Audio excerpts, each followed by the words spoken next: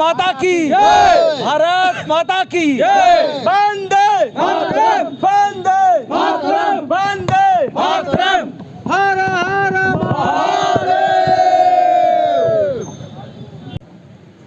आज हम लोग बैठे हुए हैं स्वामी प्रसाद मौर्य, जो कि सपा के नेता हैं और पहले वो कैबिनेट मंत्री भी रहे हैं। इसके बावजूद भी उन्होंने रामचरितमानस पर अभद्र टिप्पणी करके हिंदू जनमानस का घोर अपमान किया है और वो जो है अपने इन बयानों से राजनीति करना चाह रहे हैं। सबसे बड़े दुख की बात तो ये है कि वो राजनीति के चक्कर में, चूँकि अब उनको ये लग रहा है कि अगर हिंदू आपस में बट जाएंगे तो हमको वोट बढ़िया मिलेगा, इसलिए उन्होंने रामचरितमानस को प्रतिबंधित करने का आह्वान किया।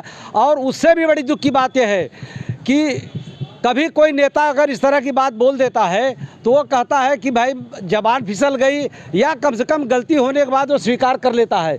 ये इतना बेशर्म आदमी है, इसको इतनी शर्म नहीं आती है कि करने के बावजूद वो बार बार ये कह रहा है कि हम अपनी बात पर अडिग हैं। और उससे भी दुख की बात यह है कि वो जो है बौद्ध धर्म का अपने आप को अनुयायी मानते हैं। उनको ये नहीं पता है कि बौद्ध धर्म हिंदू धर्म से अलग नहीं है। हमारे यहाँ जो है बौद्ध धर्म को महात्मा बुद्ध को भगवान विष्णु का दशम अवतार माना गया है और उनको उनके नाम पर राजनीति करने का घृणित प्रयास कर रहे हैं। और इसी के साथ वो एक जाति विशेष को, कुछ जातियों को ये बताने की कोशिश कर रहे हैं कि हम लोग शूद्र हैं। मित्रों, हम आप लोगों के, आप मीडिया के लोगों से कहना चाहते हैं कि यह संदेश उनके तक जाना चाहिए कि आज का समाज, हमारा भारतवर्ष संविधान से चल रहा है, किसी वर्ण व्यवस्था के आधार पर नहीं चल रहा है।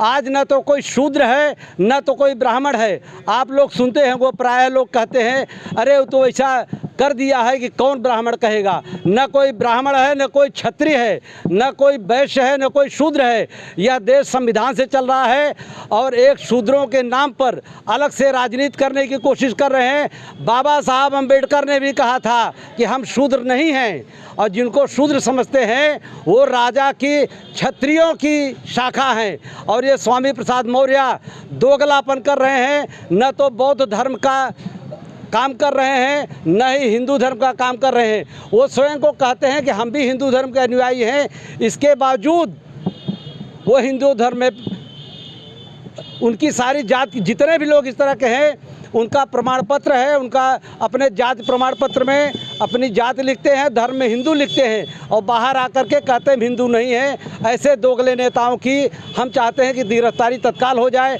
क्योंकि जो प्रतियां जलाई गई लखनऊ में, वहाँ पर 10 लोगों के खिलाफ लखनऊ पीजीआई थाने में एफआईआर दर्ज कराई गई है, लेकिन उन 10 लोगों में 5 लोगों की गिरफ्तारी हो गई है। 5 लोगों की गिरफ्तारी नहीं हुई है, जिसमें स्वामी प्रसाद मौर्य भी हैं।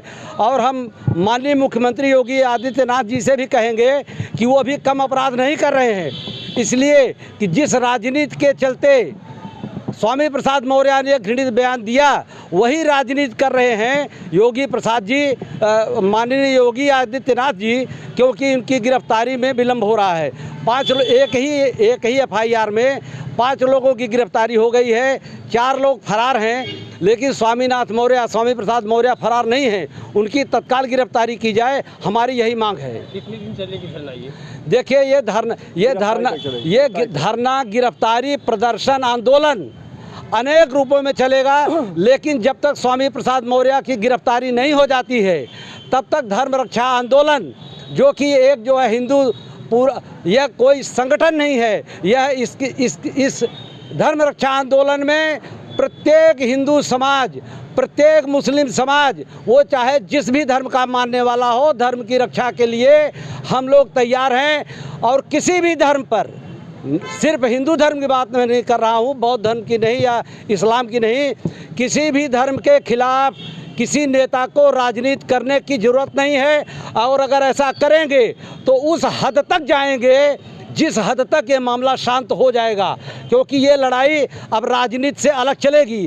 राजनीति करने वाले लोगों को मैं चेतावनी देना चाहता हूँ कि वो अपना दिमाग सही कर लें। अपना जो कुकृत्य करना है, गाली गलौज करना है, आपस में पार्टी का नाम ले लो, पार्टी का नाम ले लो, नेता का नाम लो, लेकिन किसी धर्म का ग्रंथ जलाने का या किसी धर्म के ऊपर इस तरह का अगर अभद्र टिप्पणी की जाएगी तो सारा भारतीय समाज, पूरा हिंदुस्तान इसके खिलाफ खड़ा हो चुका है और अब यह राजनीति करने वालों को दोगलापन नहीं करने दिया जाएगा। जय श्री राम। जय श्री राम। भारत